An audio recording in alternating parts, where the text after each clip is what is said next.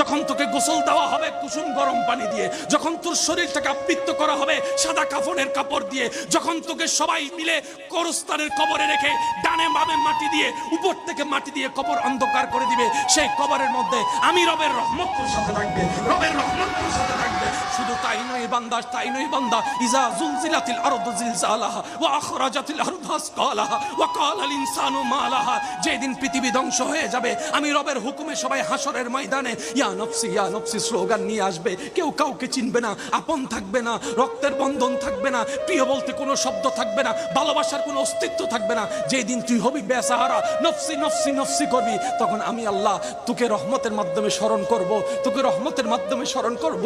যখন শরীরে সূর্যের উত্তপ্ত তাপ তোর শরীরকে জ্বালাই ফুরাই ফেলবে, আমি আল্লাহর আরশের নিচে তোর ছায়ার ব্যবস্থা করে দেব।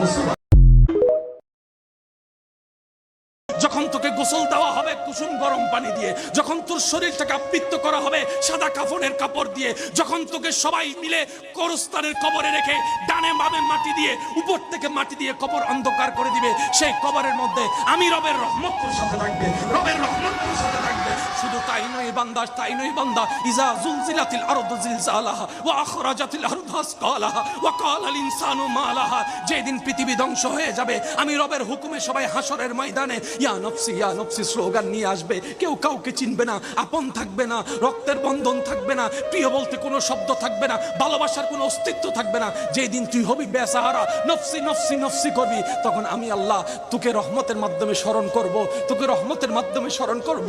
যখন শরীরে সূর্যের উত্তপ্ত তাপ তোর শরীরকে জ্বালাই ফুরাই ফেলবে, আমি আল্লাহর আরশের নিচে তোর ছায়ার ব্যবস্থা করে দেব।